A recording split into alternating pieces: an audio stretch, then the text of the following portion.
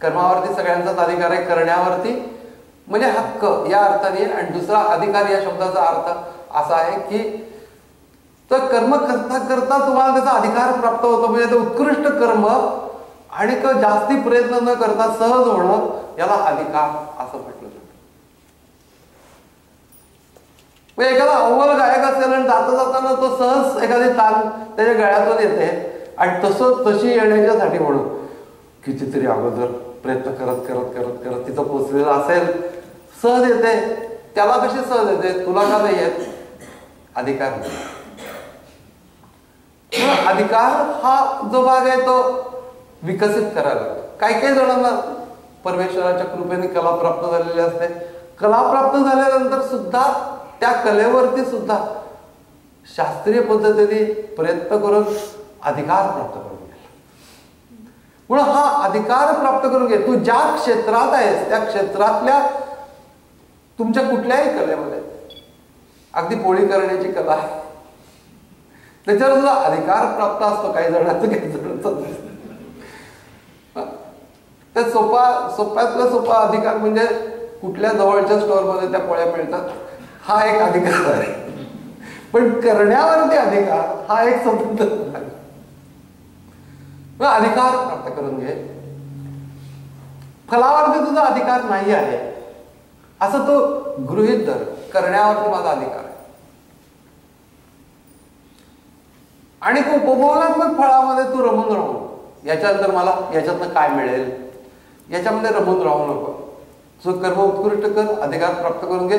हळूहळू अंतःकरण उन्नत होतं ईश्वरापर्यंत.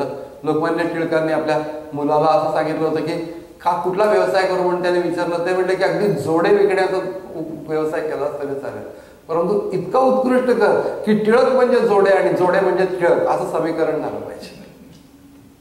नाही तुम्ही कुठलं क्षेत्र निवडता हा तुम्हाला चॉईस आहे, पण त्या क्षेत्रामध्ये इतका पूर्ण इन्व्हॉल्व होऊन ते करा.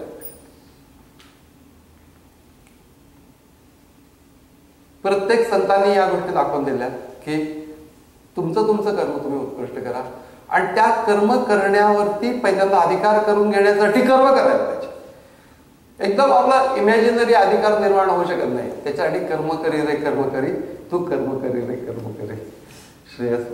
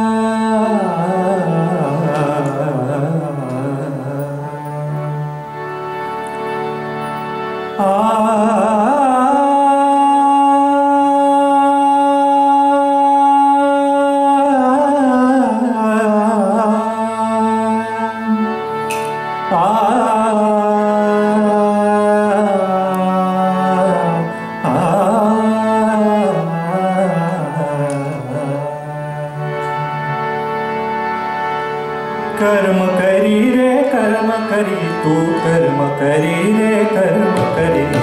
कर्म करी रे कर्म करी, तू कर्म करी रे कर्म करी. कर्म करी रे कर्म करी, तू कर्म करी रे कर्म करी. संशय तरु हा छेदुनि पुरता, संशय तरु हा, संशय तरु हा छेदुनि पुरता. दृढता ही हृदय धरी. कर्म करी रे कर्म करी, तू कर्म करी रे कर्म करी.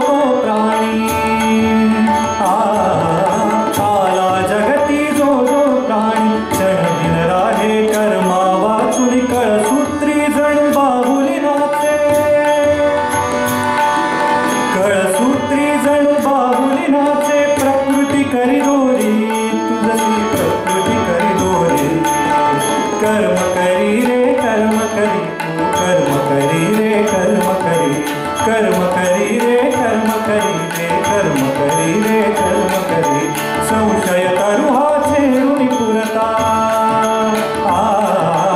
संशय तरुहाचे ऋणी पुरता दृढता ही हृदय धरी कर्म करी रे कर्म करी तू कर्म करी रे कर्म करी कर्म करी रे कर्म करी कर्म करी रे कर्म करी.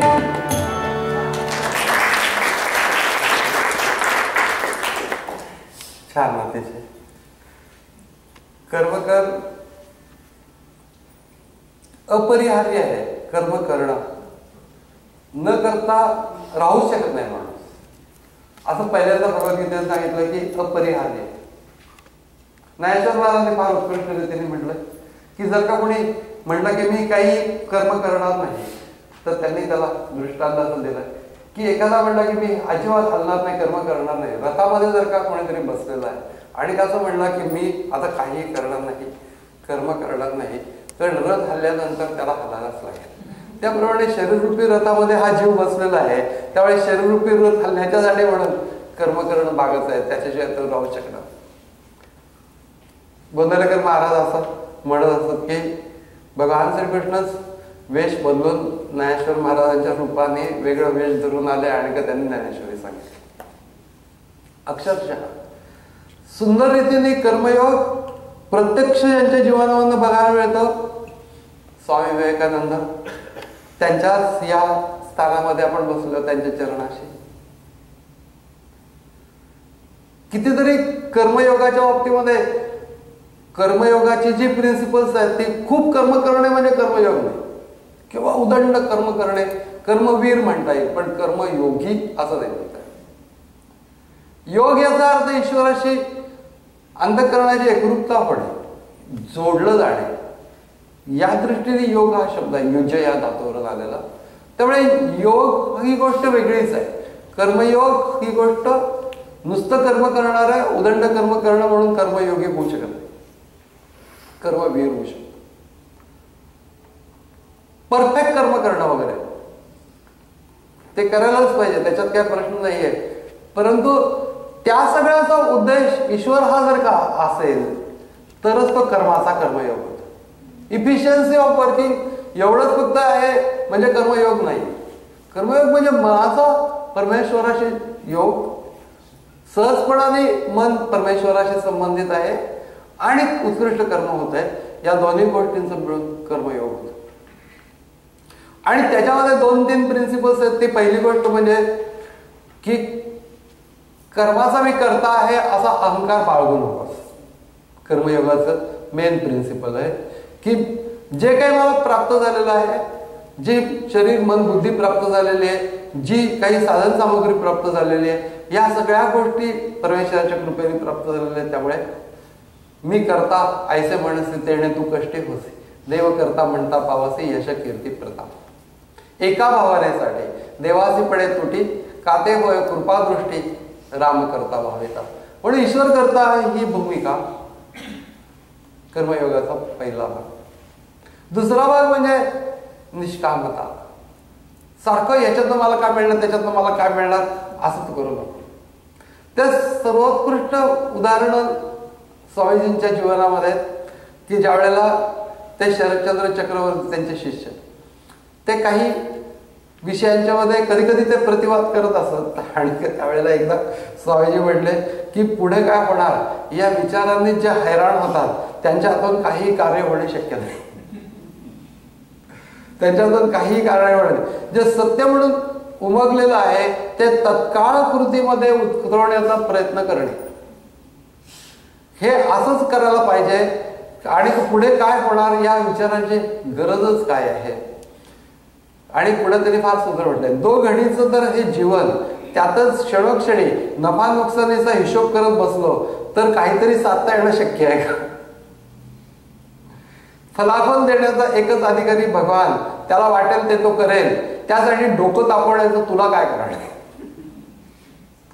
निष्काम कर्म वेगळ्या पद्धतीने स्वामीजींनी सांगितलं आहे. आणि तिकडे तुला नजर टाकण्याचीच आवश्यकता नाही.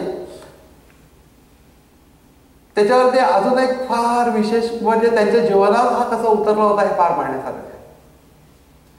त्यांना त्यांच्या शिष्यांच्या पैकी एकाने सांगितलं की स्वामीजी, बरेच लोक तुमच्या बोलण्याचा भाग उद्धृत करतात, म्हणजे स्वामीजींचं प्रतिपादन फार उत्कृष्ट असायचं आणि तुमच्या बोलण्याचा भाग उद्धृत करतात आणि स्वतः मोठेपणा मिळवतात.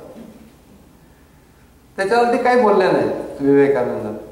त्याच्यानंतर एक म्हणलं की याच्याही पुढे जाऊन काही जण तुमच्या बोलण्याचाच भाग सगळा सांगतात आणि तुमचं नाव पण घेत नाही. याच्यावरती स्वामी विवेकानंद म्हणले, करेनात का ते तसं? एवी तवी ही गोष्ट समाजापर्यंत जाणं एवढंच उद्दिष्ट आहे. त्यामुळे ते माझ्याकडनं गेलं काय, त्यांच्याकडनं गेलं काय, कुणाच्या नावावर गेलं याला महत्व. हा खरोखरचा निष्काम कर्मयोग आहे. कारण की मी काही निर्माण केलेलं आहे आणि तो दुसरा आपल्या नावावर खपवतोय आणि ते चालू देत आहेत. स्वामी विवेकानंद हे निष्काम कर्मयोगाचं प्रतीकच म्हणायला पाहिजे. कारण की अशा प्रकारे नाहीतर अग्रेसिव्ह होते ते खूप. पण या बाबतीमध्ये माझं कर्तृत्व काही नाही. जसं अर्जुनाच्या बाबतीमध्ये कर्ण ज्या वेळेला युद्धाला समोर आला त्यावेळेला कर्णाने अर्जुनाची अवहेलना म्हणजे एका प्रकारे उपहास केला की तुमच्यामध्ये काय सामर्थ्य आहे, तुमचं सगळं सामर्थ्य ते कृष्णामुळे, तुम्ही त्याच्या आधारावरती जगता. खरं तर या कर्णाचा अर्जुनाने कित्येक वेळेला कृष्ण नसताना पराभव केलेला आहे. पण असं असलं तरी देखील कृष्णाच्या समोर कर्ण असं म्हणतो की तुमचं सगळं जे आहे ते कृष्णामुळे, तुमचं स्वतःच काय. आता असं म्हटल्यानंतर अर्जुन असं ताबडतोब म्हणतो, खरंच आहे, खरंच आहे, आमचं सगळं कृष्णामुळे. हे मान्य करणं, ज्याच्या अंगामध्ये एवढी विलक्षण क्षमता आहे त्याच्यावरती तो असा रीतीने आणि त्याच्या प्रतिस्पर्धी आहे, त्याचं तुल्यबळ आहे आणि तो ज्या वेळेला त्याला आव्हान देतोय त्यावेळेला ते मान्य करणं की हे सगळं आमचं कृष्णामुळे, सामान्य गोष्ट. म्हणून अर्जुन जो इतका विलक्षण कृष्णाला प्रिय असण्याचं कारण की सरेंडर म्हणजे कसं असावं टोटल त्याचा अर्जुना प्रतीक. स्वामीजींनी असं म्हटलेलं की मोहसंकटाची केवढ्याली तरी वादळं पार करावीत तेव्हा कुठेतरी शांती समाधानाचा किनारा गवसतो. माणूस जितका मोठा तितकाच कठोर आणि दारुण परीक्षेतून त्याला पार व्हायला लागत असत. जे पुरुषार्थहीन भित्रे असतात ते समुद्राच्या गरजत्या लाटांना भिवून किनाऱ्यापाशीच आपल्या होड्या बुडवून टाकून बसतात. जे वीर असतात ते या क्षुद्र गोष्टींच्याकडे लक्ष देतात. तर तो वीर पुरुष हो. कर्म करी म्हणजे तुझ्या हातात असलेली गोष्ट बस. माझ्या हातामध्ये ज्या वेळेला सावरकरांचा सत्कार झाला चित्पावन संघामध्ये त्यावेळेला ते सत्काराला गेले. पण सत्कार करून घेतल्यानंतर ते म्हणले की अमक्या जातीमध्ये जन्माला येणं ही गोष्ट फार मोठी असते असं समजता कामा नये. म्हणून त्यांनी कर्णाचं उदाहरण दिलं. आणि जन्म आणि हे जाती हे सगळं दैवाधीन आहे.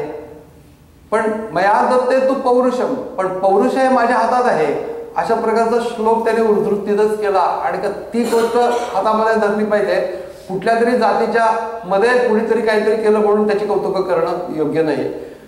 त्यांनी काय केलं याच्याबद्दल कौतुक करा, पण या जातीचा म्हणून तुम्ही करू नका असं त्यांच्या समोरच सांगितलं. हे केवळ सावरकर असं करू शकतो. म्हणून या सर्व लोकांनी कर्मयोग जगला आणि त्या सगळ्या कर्मयोगाच्या बाबतीमध्ये कर्म करी रे कर्म करी. मला एक आठवण या कर्म करी रे कर्म करी या याच्यावरून आठवते की आणि दरवेळेला ते सांगावेसे वाटते. नारायण दातार यांनी हे मला समजावून सांगत होते की हे कवी. आणि मग त्याच्यानंतर मला ते कर्मयोगाच्यावरचं हे काव्य आहे ते कॅनडामध्ये आमचं बोलणं चाललं होतं. आणि म्हणलं की मी याच्यावर म्हणलं एक सोपा प्रकार काढला आहे शोधून. म्हणजे अर्जुनाचं म्हणणार आहे की तू विषाद करू नकोस, कर्म कर. त्याच्यावरती म्हणलं माझं एक वर्जन आहे. म्हणलं काय डोंट वरी रे डोंट वरी, कर्म कर रे कर्म कर.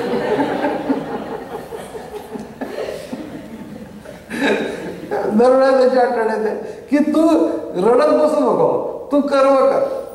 तुझ्या हातामध्ये जे आहे ते धरून तू कर्म कर. आणि फार महत्वाची गोष्ट म्हणजे या सगळ्या गोष्टी आपण का करतो आहोत हे तुला लक्षात घे की अंतःकरणाची उन्नती होणं तुझ्या दयंती कर्मामुळे. स्वामी अखंडानंदांनी जसं म्हटलेलं आहे की तस्वीर को देखना है तो आंखों का काम है, पैरों का वहां कुछ काम नहीं है, लेकिन पैर आपको वहां तक ले जा सकते हैं जहां से आंखें देख सकती. वही काम कर्मयोग करता है की ज्यामुळे ज्ञान प्राप्त करून घेणं ही जी गोष्ट आहे त्याच्यासाठी अंतःकरणाची जी तयारी लागते ती कर्मयोगामधून होते. आणि ते कर्म करे रे कर्म करे हे झालं. पण तू या गोष्टीच्यासाठी म्हणून मी कर्म करतोय, हे कर्म मी का करतोय हे पण तू समजून घे. प्रत्येक कर्म का करतोय हे समजून घेण्याची अत्यंतिक आवश्यकता. मंत्र किती वेळा म्हणायचा तर आपल्याकडे असं सांगितलं की 3 वेळा म्हणावा मिनिमम. आता 3 वेळा 3 या याला जास्ती महत्व काय आहे याचं कारण की पहिल्या 2 वेळेला आपलं लक्ष नसतं, म्हणून 3ऱ्या वेळेपर्यंत तरी हळूहळू लक्ष येईल म्हणून 3 वेळा म्हणावा. साधी गोष्ट आहे की त्याच्यामध्ये तुम्ही ओम भूर्भुवः स्वाहा ओम तत्सवितुर्वरेण्यं भर्गो देवस्य धीमहि धियो यो न प्रचोदयात् किती वेळा म्हटलाय. आणि त्या प्रत्येक वेळेला त्या मंत्राचा जो अर्थ आहे तो किती वेळा तुमच्या मनात आला म्हणताना त्या पाहिलं तर असं वाटतं की बरेच वर्षात तो आमच्या मनात तो आलाच नाही. भू म्हणजे जमीन, भुवा म्हणजे आकाश आणि ते स्वा म्हणजे अंतरिक्ष, या सगळीकडे देव भरून आहे आपल्या आजूबाजूला ही भावना करून पुढचा मंत्र म्हणायचा. तर सवितु म्हणजे सूर्य, वरेण्यम म्हणजे श्रेष्ठ, भर्ग म्हणजे तेज, भर्गो देवस्य म्हणजे सूर्यदेवाचं सर्वश्रेष्ठ तेजाची मी ध्यान करतो. धीमहि धियो यो न प्रचोदयात् जो आमच्या बुद्धीला चेतना देतो त्या सूर्याच्या सर्वश्रेष्ठ तेजाचं मी ध्यान करतो. तुमच्या उच्चाराबरोबर हे येऊ देत ना तुम्हाला, उच्चाराच्या बरोबर त्या शब्दांच्या बरोबर तो अर्थ येऊ देत तुमच्या मनामध्ये, तर मग तो मंत्र 3 वेळा म्हणून पुरेल. पहिल्या 2 वेळेला तरी माहिती असून सुद्धा तो अर्थ येणार नाही, पण तू लक्ष ठेवून करता करता करता करता आम्ही त्या अर्थासहित म्हणू शकतो. आणि या सूर्याचं सर्वश्रेष्ठ तेज कुठलं आहे तर वस्तुतः बुद्धीला चेतना देणारा सूर्य म्हणजे आकाशात तळपणारा सूर्य. याच्यात काय लोक सकाळी उठतात ती गोष्ट खरी, परंतु त्याच्यामधनं काही तो काही बुद्धीला तेज देतो असं तो भाग नाही. शरीराच्या मध्ये असलेलं आत्मतत्व किंवा चैतन्य ह्याच्यामुळेच बुद्धीला प्रकाश मिळत असतो. त्यामुळे तोच तो सूर्य आहे, आत्मसूर्य. आणि त्याचं सर्वश्रेष्ठ तेज म्हणजे कॉन्शियसनेस.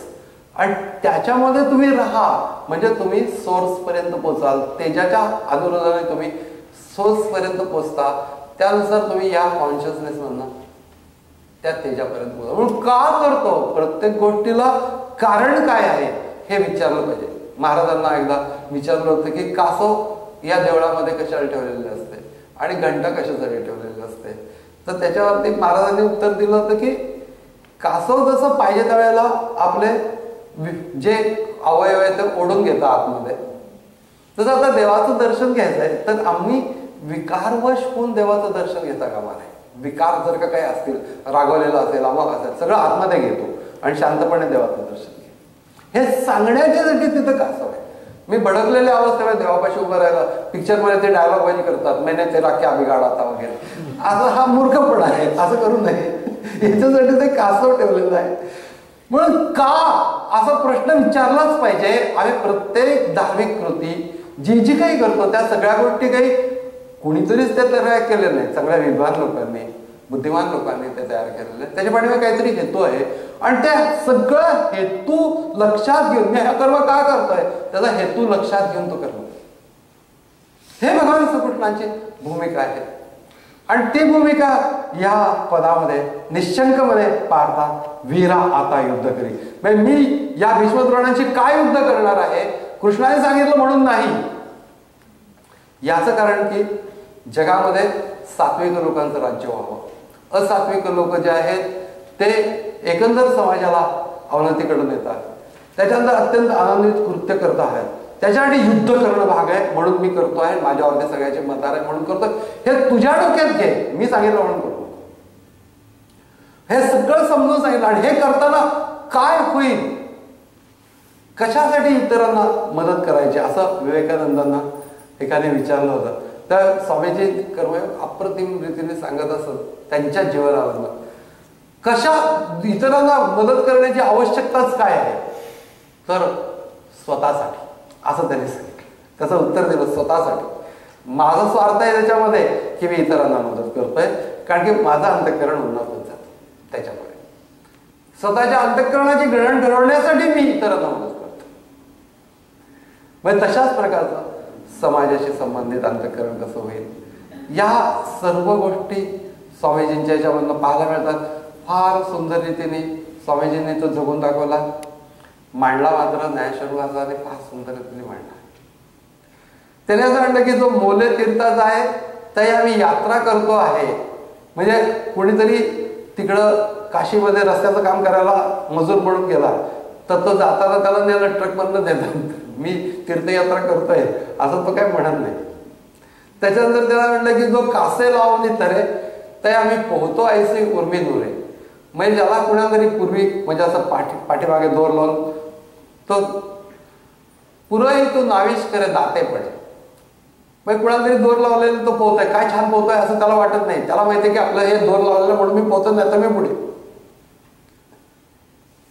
राजाचा पुरोहित असतो, राजा त्याच्याकडनं दान देत असतो. राजा काही प्रत्येकाला हातावरती पैसे ठेवत नसतो, पुरोहित असतो त्याच्याकडनं दान देतो. पण पुरोहिताला असं वाटत नाही मी केवढा दानी आहे, त्याला माहितीये की धन राजाचा आहे. तसं कर्मामध्ये तुझी प्रवृत्ती ठेव की तुला कुणाचा तरी आधार मिळालाय म्हणून तू इतरांना आधार देऊ शकतोस.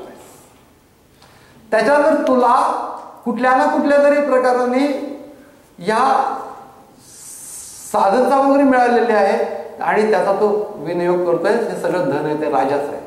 तसं हे ईश्वराचं धन आहे. बुद्धी सुद्धा माझी ईश्वराचं धन आहे, माझं शरीर ईश्वराचं धन आहे. अशा प्रकारचं आहे तुके देवाचं आहे, ऐसे वर्तणे निश्चयाचे मूळ तुटे उद्वेगाचे येणे रीती असं समर्थाने म्हटलंय. हीच गोष्ट वेगळ्या वेगळ्या प्रकाराने महापुरुषांनी प्रगट केलेली आहे की तू समजून घे आणि कर्म कर, समजून घे आणि कर्म कर, आणि मग निशंकपणाने कर की आता हे मला त्या मार्गावरती नेणार आहे. निशंकपणे पार्था वीरा आता युद्ध करी अश्विन म्हणून.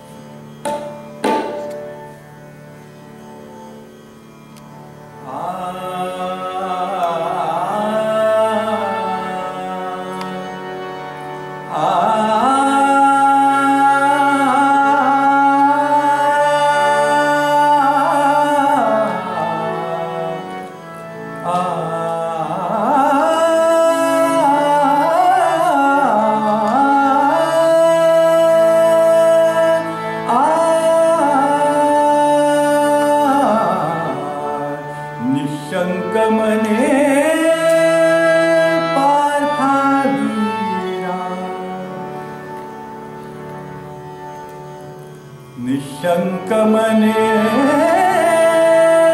पार्था वीरा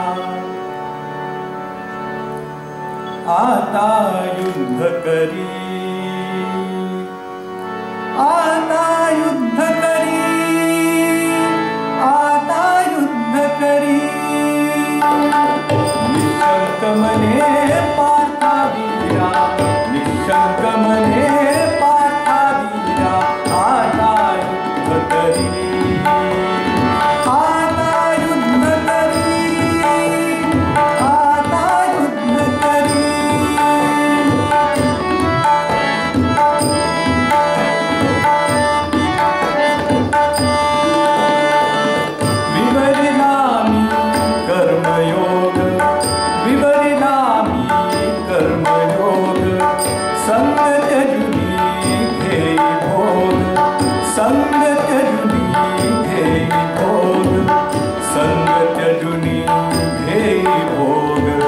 संग त्यजुनी घेई भोग कर्मे सारी अर्पण तव तू कर्मे सारी अर्पण तव तू माझ्या ठाई करी निशंक मने पार्थावीरा निशंक मने पार्थावीरा आता युद्ध करी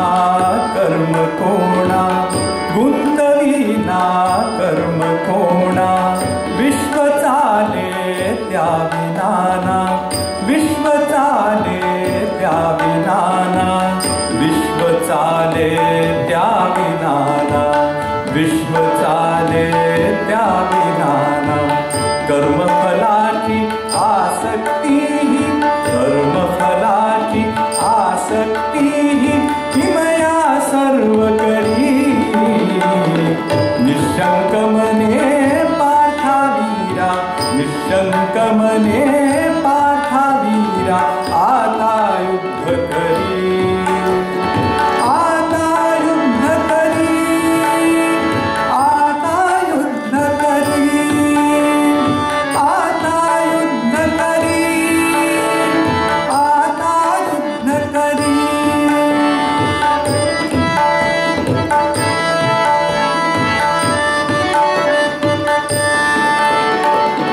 संग होता कामनेचा संग होता कामनेचा जन्म हो